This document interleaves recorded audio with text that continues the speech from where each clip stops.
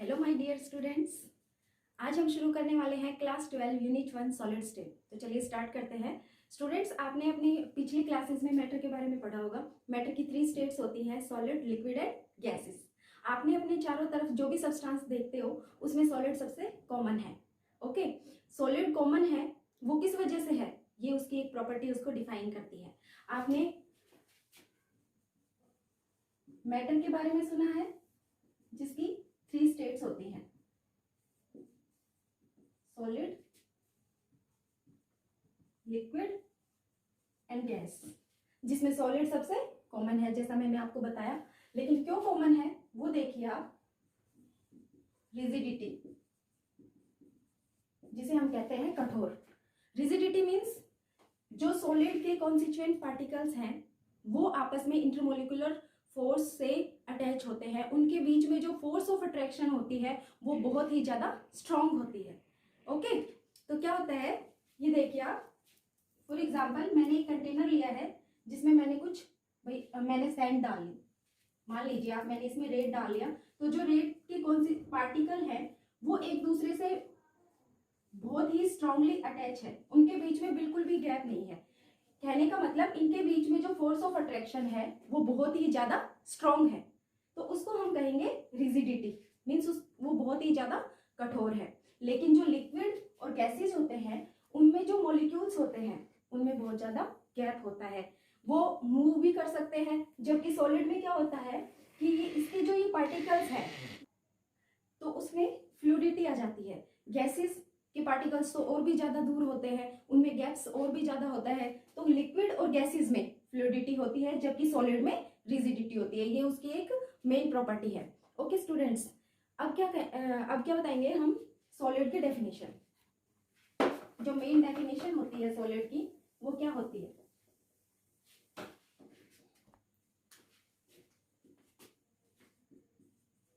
A solid is defined as the form of matter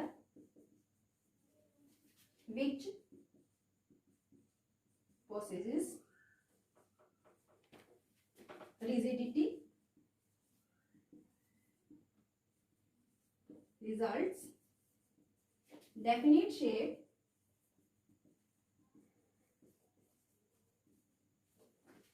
and definite volume. अब देखिए मेरे पास ये मार्कर है। अब ये मार्कर क्या है, सॉलिड है।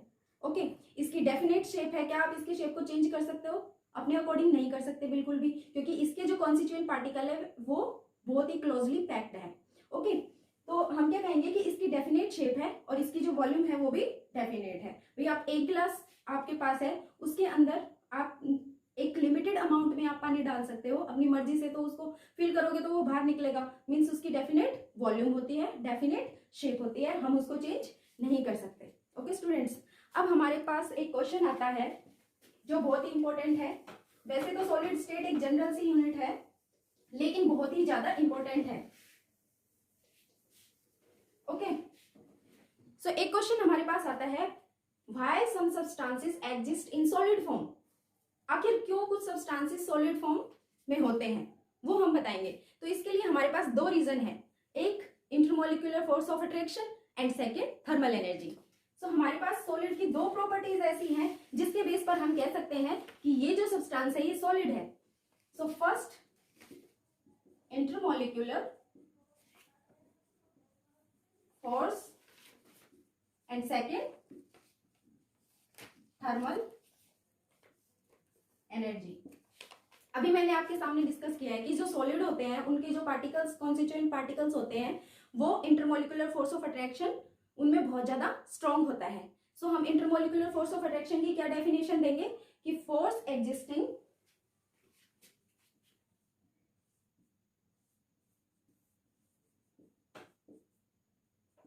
Between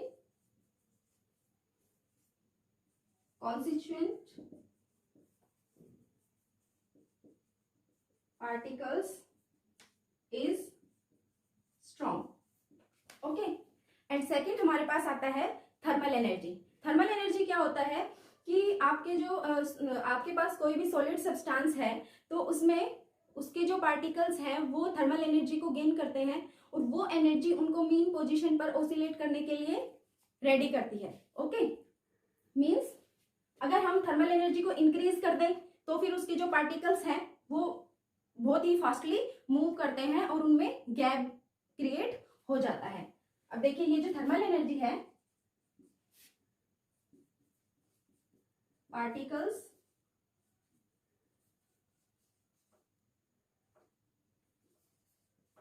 possesses thermal energy to make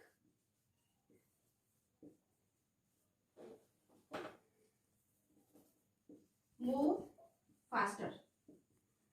okay, so हम ये दो रीजन बता सकते हैं कि intermolecular force of attraction and thermal energy दो ऐसे प्रॉपर्टीज हैं सॉलिड्स की जिसके बेस पे हम सॉलिड्स को डिफाइन कर सकते हैं, सॉलिड का एग्जिस्टेंस बता सकते हैं।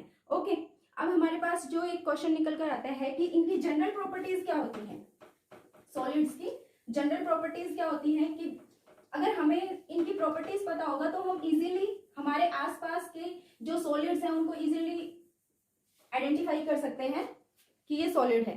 तो देखिए फर्स्ट प्रॉपर्टी, अभी मैंने आपको बताया था कि ये क्लोजली पैक्ड होते हैं,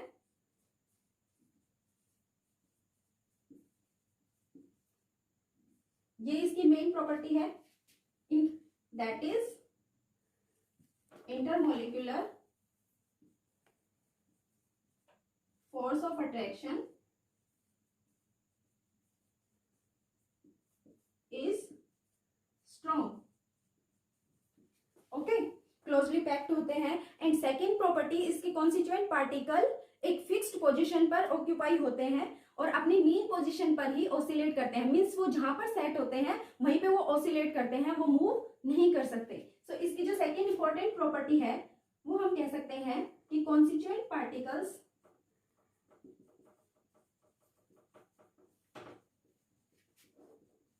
fixed at one position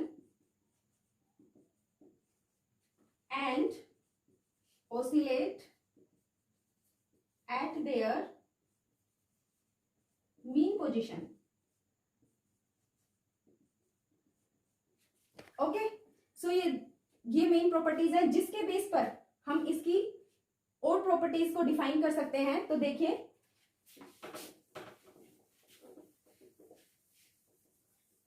जो अदर प्रॉपर्टीज होती हैं, ये दो पॉइंट ऐसे थे जिनके बेस पे हम बता सकते हैं कि सॉलिड्स में रिजिडिटी होती है, हाई डेंसिटी होती है, डेफिनेट शेप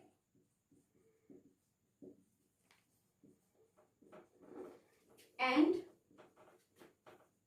डेफिनेट वॉल्यूम होती है,